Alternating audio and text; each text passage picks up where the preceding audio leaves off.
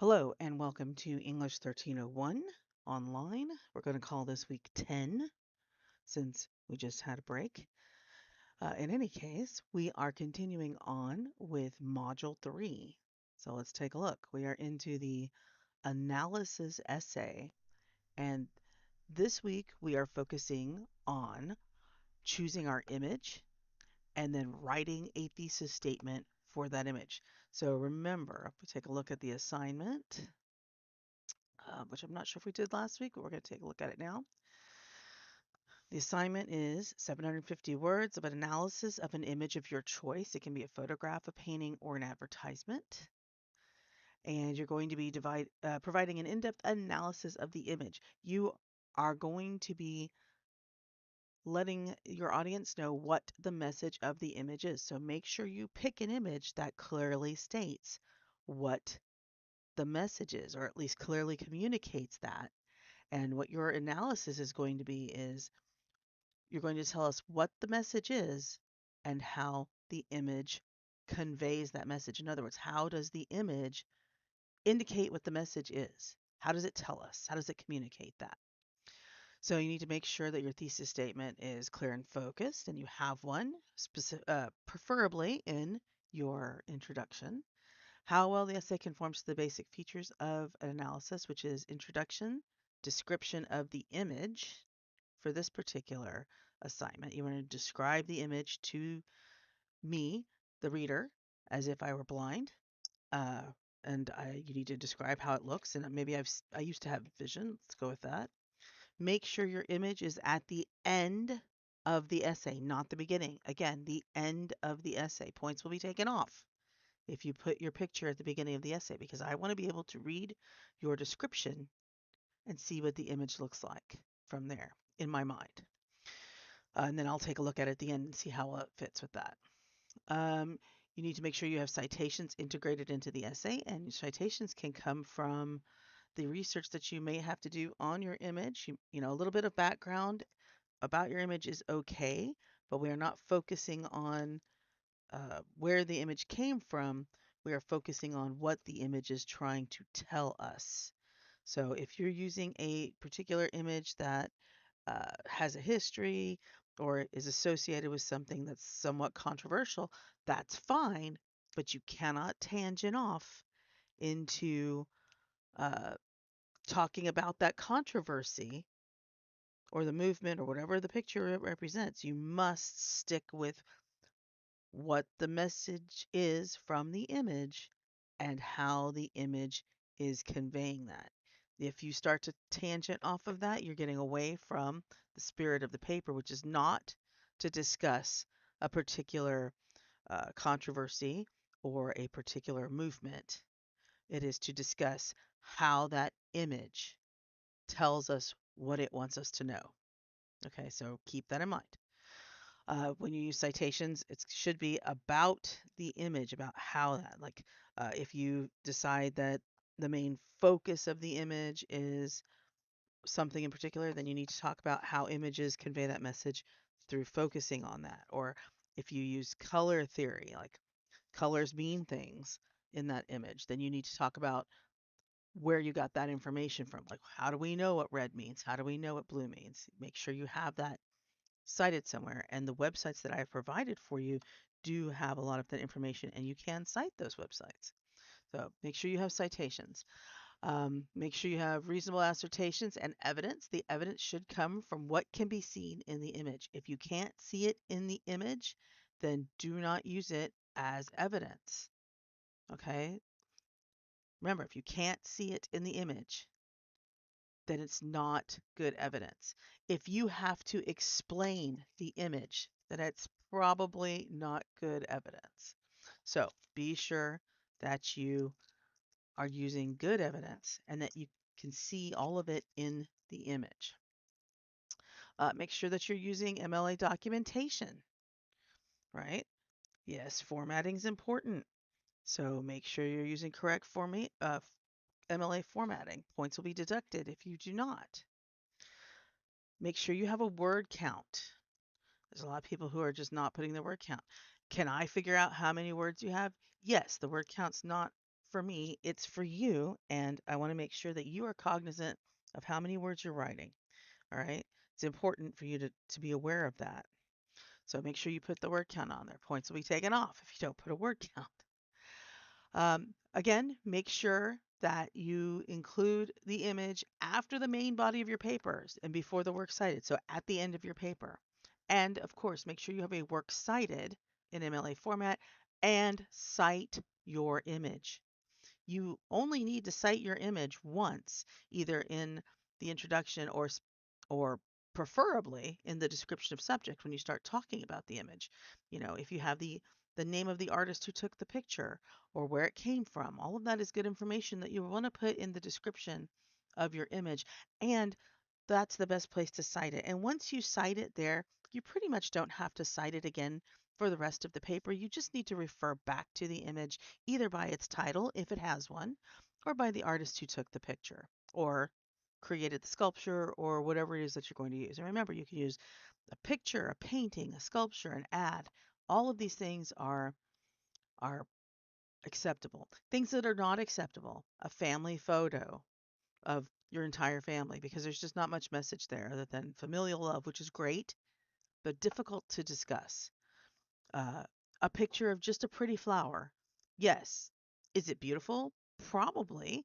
It might not be to everybody, but does it have a real message? Without any copy, in other words, words on the page or anything else in it, it's just a picture of a flower. The same goes with for anything else that's kind of standalone like that. So be careful. Make sure your image is visually interesting and actually has a message. Pictures of like a whole group of friends graduating. Meaningful to you? Yes. To other people? Sure. What's the message? People standing around being happy are happy? I'm not sure. Do you see there'd be too much explanation of who these people are and their struggles to get where they were for it to be super meaningful. So just be careful. Pick an image that has a clear message. Don't make it hard on yourself. Ads are great for this kind of thing because we already know what the message is. The message is buy something or do something. Um, you just have to talk about how the image is encouraging you to do that. Okay, so make sure you choose your image carefully. Again, 20 points off if you don't have MLA formatting, a works cited page, or your image for that matter. So make sure your image is there at the end of the essay. And this essay is going to be due on sometime in 2 weeks from now. So you, we're not super concerned about having the essay done, but I did want to introduce you to the instructions for it so you know what's coming up. Now, what is going to be due at the end of the week is going to be your actual image. Now, this is the image analysis and thesis and the image itself. So what I want you to do is settle on an image and I want you to send it to me along with your working thesis for your analysis essay. Um, in other words, your thesis should be the message of the image is blank because of blank, blank, and blank. Or the message of the image is blank as shown by the image through these three ways. Or the image shows us this message these three ways. Okay, so remember, you can use the magic thesis formula for this because the answer to the question is blank. The answer to the question is the message of the image. In this case, the question is, what is the message of your image? All right. So that's your thesis statement, and your working thesis statement can be pretty easy. It just needs to be what the message of the image is, and then three ways the image conveys that message from what can be seen in the image. Remember, if you can't see it in the image, reconsider using it for evidence. Um, if you have an image that you are particularly fond of and you really want to use, but it requires a lot of explanation, please reconsider using that image. Um, I am a huge fan of all kinds of things, sci-fi, comics, manga, all these things. But if you have to explain to your reader who the characters in the image are. It was like perhaps if you've chosen a cell from an animation or a comic book, um, that if you have to explain to the reader why they're important or why what they're doing is super important to the story, then you've probably not chosen a very good image. The image needs to convey its message. Also, I warn you about sports images. Sports images can be the same way. Uh, Jubilant or losing pictures. I've had a lot of students over the years do like they're super excited about their favorite team, and this was the part where they won the World Series or the part where they won the World Cup or where they lost the World Cup by some small mistake. I hesitate to tell you guys to use those images because again, they are while they are important and they have clearly have something going on in them, it is sometimes hard to adequately describe what's going on in that image without using a lot of extra explanation, which again is not the focus of this paper. So there you go. But what I will do is once you turn those in, as these come in, the image and the thesis statement, I will grade them and get them back to you so that you can start working on your research for your essay for the image, start writing on it. Or if you send me something and I just feel like you're not going to have enough there to talk about, I will let you know as soon as possible. That way you can look for something else to write about. I've had this happen over many years now of doing this, and there have been great successes. I've had lots of people who have turned in an image that they really wanted to use, but it wasn't a great image for the assignment, and had them re-choose it, and they've gone on with great success choosing a different image. I've had some people who chose to not take my advice, which is fine. It's up to you. Um, they chose not to take my advice about their image, and they wrote it anyways, and thinking that they could do it.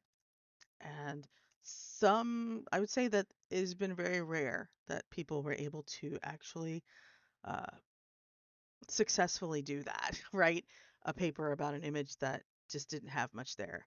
I would say I honestly can't remember somebody doing it. I'm not saying it's never been done because it's been a minute since I've been doing this, but I'd say it's very unlikely that you're going to be able to write a successful paper on an image that I don't think has enough to talk about. Um, but you're welcome to try if you really want to. But again, if you get this turned in, I will be grading them as they are turned in. That way, um, you can get that feedback as soon as possible so you can use that to keep working.